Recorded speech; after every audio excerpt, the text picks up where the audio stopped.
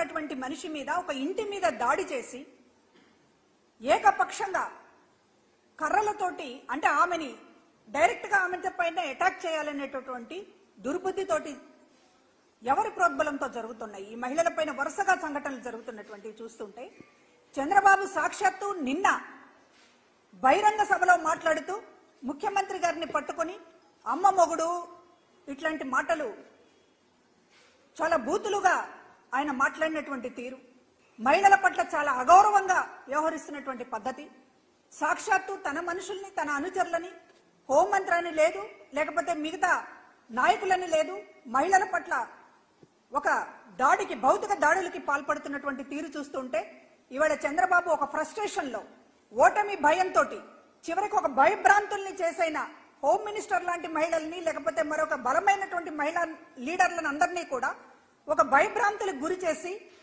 వాళ్ళని కట్టడి చేసి ఎన్నికల్లో గెలవాలనేటటువంటి ఒక దుష్ట పన్నాగం ఈ రోజున చంద్రబాబు దగ్గర నుంచి మనకు కనపడుతోంది.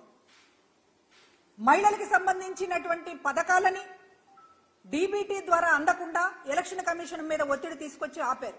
ఆసరా, చేయూత లాంటి డైరెక్ట్ గా మహిళలకు అందేటటువంటి పథకాలు, వాటిని ఆపారు. మరో పక్కన మహిళలకు సంబంధించినటువంటి అన్ని విషయాల్లో ఈ రోజున వాళ్ళ గౌరవాన్ని కించపరిచేటటువంటి విధంగా సాక్షాత్తు చంద్రబాబు నాయుడే మాట్లాడుతున్నాడు.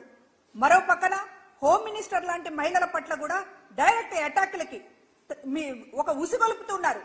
పైన అధిష్టానం సంకేతం లేకుండా, చంద్రబాబు గారి సంకేతం లేకుండా ఈ రోజున హోమ్ మినిస్టర్ మీద, దళిత మహిళ మీద దాడులకు పాల్పడేటటువంటి ధైర్యం తెలుగుదేశం పార్టీ నాయకులు చేస్తారా? ఇది డైరెక్ట్ గా చంద్రబాబు ప్రోద్బలంతో జరుగుతున్నటువంటి దాడులు అనడానికి ఎటువంటి సందేహం ఇవాళ మాకు కలగడం లేదు. గతంలో కేంద్ర హోమ్ మినిస్టర్ అమిత్ షా మీద తిరుపతిలో రాళ్లేయించినటువంటి గనులు ఈ తెలుగుదేశం పార్టీ వాళ్ళు. అంటే మీకు కేంద్ర హోమ్ మినిస్టర్ అంటే లెక్కలేదు, రాష్ట్ర హోమ్ మినిస్టర్ అంటే లెక్కలేదు, మహిళలంటే లెక్కలేదు, దళితులంటే లెక్కలేదు. ఇష్టానుసారంగా మీరు దాడులకి, రాళ్లతోటి, కర్రలతోటి దాడులకి పాల్పడతారు. మీరు ఈ రోజు జగన్మోహన్ రెడ్డి గారి ప్రభుత్వము అరాచకాలు అని చెప్పి మాట్లాడతారు. చంద్రబాబు అరాచకాల గురించి మాట్లాడేటటువంటి అర్హత మీకుందా? ఇవాళ ఎవరు ప్రతిపక్షంలో ఉండి కూడా కవ్వింపు చర్యలకి, దాడులకి పాల్పడుతుంటే సంయమనం పాటిస్తూ అధికారంలో ఉన్నా కూడా, గత 5 ఏళ్లుగా కూడా సంయమనం పాటిస్తూ ఈ రోజున పరిపాలన జరగాలి, పేద ప్రజలకు మంచి జరగాలి, మహిళలకు మేలు జరగాలి తప్ప వాళ్ళు కవ్వించినా సరే దాడులకి కానీ లేకపోతే మరొక దానికి కానీ పాల్పడొద్దు అనేటటువంటి కంట్రోల్ చేసింది జగన్మోహన్ రెడ్డి గారు. ఈ రోజున ఎన్నికల సమయంలో కూడా కనీసం ప్రజలేమనుకుంటారు, మహిళలేమనుకుంటారు, దళితులేమనుకుంటారు అనేటటువంటి ఒక సంకోచం కూడా లేకుండా మీరు దాడులకు పాల్పడుతున్నారంటే ఎలాగైనా సరే కొట్టైనా, తిట్టైనా, అవసరమైతే చంపైనా అధికారంలోకి రావాలి అనేటటువంటి స్టాండ్ తీసుకున్నారా చంద్రబాబు గారు అనే అనుమానం కలుగుతా ఉంది. ఎందుకంటే అసలు నిన్న జరిగినటువంటి దాడి హోమ్ మినిస్టర్ ఇంటిపైన ఆవిడ ప్రచారంలో ఉన్నారు, ఎటువంటి కవ్వింపు చర్యలు లేవు, కనీసం ఎదురెదురు పడినటువంటి సంఘటన కూడా లేదు. ప్రచారంలో ఉన్నటువంటి కార్యకర్తల మీద దాడులు చేసుకుంటూ ఆఫీసులో లోపల ఇంట్లో హోమ్ మినిస్టర్ ఉంది, ఆవిడ్ని కొట్టాలి అనేటటువంటి దాంతో మీరు తలుపులు పాలగొట్టి కర్రలతోటి దాడి చేసేటటువంటి ప్రయత్నం చేశారంటే ఇదెంత దుర్మార్గమైనటువంటి విషయం. అంటే ఎలక్షన్ కమిషన్ ని మేము ఏదైనా ప్రభావితం చేయగలం, ఇవాళ కేంద్రంతో బీజేపీతో మేము జతకట్టాం కాబట్టి మీరు ఏం చేసినా చెల్లుతుంది అనేటటువంటి ఒక పరిస్థితిలో మీరేమన్నా ఉన్నారా? ఇవాళ ఎన్నికల కమిషన్ మీద ఒత్తిడి తీసుకొస్తున్నారు. గతంలో ఎప్పుడూ లేనటువంటి విధంగా అమల్లో ఉన్నటువంటి పథకాలకి ఈసీ బ్రేకులు వేస్తా ఉంది. కాబట్టి హోమ్ మినిస్టర్ పైన దాడులు చేసినా లేకపోతే మహిళల పైన దాడులు చేసినా కూడా ఎలక్షన్ కమిషన్ మమ్మల్ని ఏమీ అనదు, మమ్మల్ని కంట్రోల్ చేయదు అనేటటువంటి భరోసా ఏమైనా చంద్రబాబు గారికి లభించిందా? అందుకని ఇలాంటి దాడులకు తెగబడుతున్నారా అనేటటువంటిది ఈ రోజు అర్థం చేసుకోవాల్సినటువంటి అవసరం ఉంది. ఈ రోజు మహిళలకు సంబంధించినటువంటి విషయాల మీద 5 ఏళ్లుగా ఈ రాష్ట్రంలో ఆత్మగౌరవాన్ని గాని, గౌరవాన్ని గాని పెంచేటటువంటి విధంగా మహిళా సాధికారిత అంటే ఏంటో చేసి చూపించి ఈరోజు మహిళలకి అండగా నిలబడినటువంటిది ప్రభుత్వం. ప్రతి పథకము ఈరోజు మహిళలను ఉద్దేశించి డీబీటీ ద్వారా డైరెక్ట్ గా నేరుగా మహిళ అకౌంట్లోకి డబ్బందేలాగా చేశాం. అదేవిధంగా 30 లక్షల మంది మహిళలకి జగన్మోహన్ రెడ్డి గారు ఇళ్ల పట్టాలు ఇచ్చి వాళ్ళని ఇంటి యజమాని చేసి గౌరవించినటువంటి పరిస్థితి. కానీ ఇవాళ చంద్రబాబు ఏం మాట్లాడుతున్నాడు? చంద్రబాబు మహిళల్ని ఎంత కించపరుస్తూ మాట్లాడుతున్నాడు. గతంలోనేమో అత్త మగబిడ్డను కంటానని చేస్తానంటే కోడలు వద్దంటుందా అనేటటువంటి వివక్షతని, ఆడపిల్లలు మగపిల్లలు అనేటటువంటి వివక్షతని సాక్షాత్తు మీ నోటి నుంచే వినిపించారు ప్రజలకి. ఇప్పుడు ఎన్నికలు సమీపిస్తున్న సమయంలో మరింత మీ వికృత స్వభావము, మహిళలకు వ్యతిరేకమైనటువంటి మీ ఆలోచనలు ఈ రోజున వినపడతా ఉన్నాయి మాటల్లో. జగన్మోహన్ రెడ్డి గారి కుటుంబ సభ్యుల్ని దూషిస్తా ఉన్నారు. ఒక దళిత ఎమ్మెల్యేని హోంమంత్రిగా చేసి గౌరవించినటువంటి జగన్మోహన్ రెడ్డి గారిని ఒక పక్కన ఉంటే, మీరు ఈ రోజున అదే హోమ్ మినిస్టర్ మీద, అదే దళిత మహిళ మీద దాడులకి తెగబడేటటువంటి పరిస్థితిని తీసుకొస్తున్నారు. అంటే మీరు అధికారంలోకి వస్తే పొరపాటున ఏం జరుగుతుందో ఈ రోజు సినిమా చూపిస్తా ఉన్నారు. అవ్వాతాతల్ని మొత్తం ఈ రోజున రోడ్డు మీదకి తీసుకొచ్చి వాళ్ళ ప్రాణాలు తీస్తున్నారు. మరో పక్కన దళితులపైన, మహిళలపైన ఒక అత్యున్నతమైనటువంటి స్థానంలో జగన్మోహన్ రెడ్డి గారు వాళ్ళని ఉంచితే వాళ్ళపైన ఈ రోజున దాడులకి తెగబడుతూ ఉన్నారు.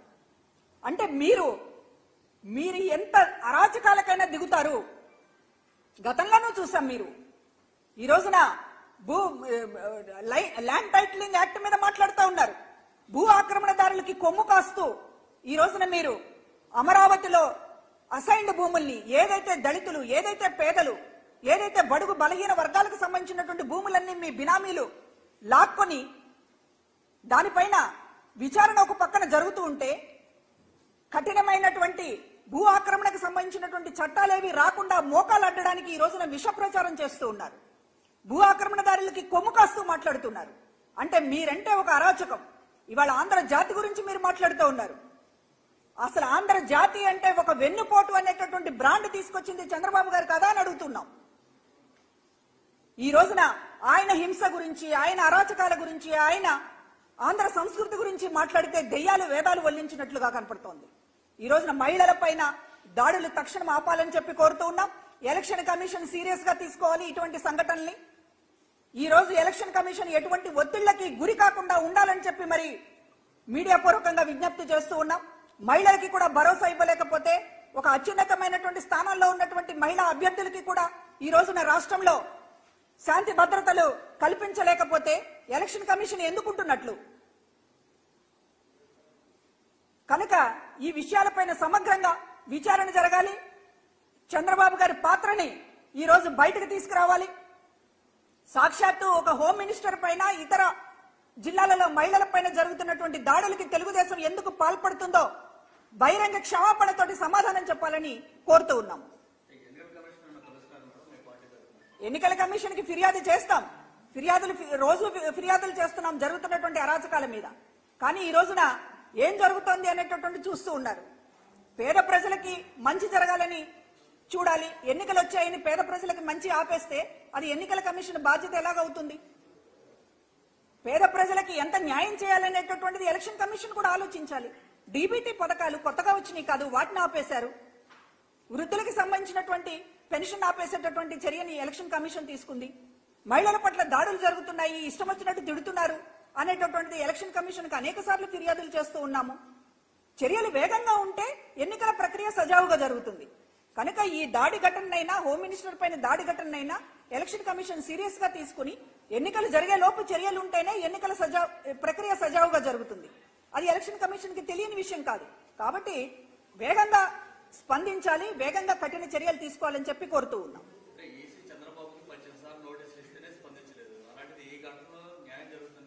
ఇప్పుడు ల్యాండ్ టైటిలింగ్ యాక్ట్ మీద మాట్లాడవద్దు అని ఈసీ నోటీస్ ఇచ్చినప్పటికీ కూడా నిరభ్యంతరంగా చంద్రబాబు మాట్లాడుతూ ఉన్నాడు.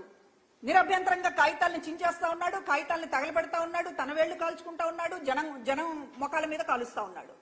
అంటే మేము బట్ట కాల్చి మీదేస్తాం, మీరు తుడుచుకోండి అనేటటువంటి పద్ధతిలో వ్యవహరిస్తూ ఉంటే ఎన్నికల కమిషన్ బ్రేకులు వేయలేకపోతే, కట్టడి చేయలేకపోతే ఇంకా ప్రజాస్వామ్యం, ఎన్నికల ప్రక్రియ అనే దానికి అర్థం ఏమిటి?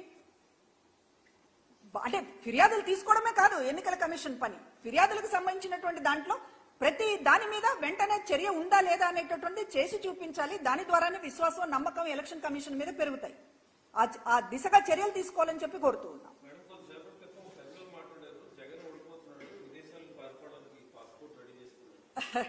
ఇప్పుడు అందరి కళ అది. జగన్మోహన్ రెడ్డి గారు ఓడిపోవాలనేటటువంటిది పగటి కళ. అందరి కూటమి గాని, లేకపోతే కూటమికి వెనక నుంచి మద్దతు ఇస్తున్నటువంటి, తెర వెనక మద్దతు ఇస్తున్నటువంటి షర్మిల గాని వాళ్ళ కోరిక జగన్మోహన్ రెడ్డి గారు ఓడిపోవాలనేటటువంటిది. పగటి కళ్ళు కనొద్దు.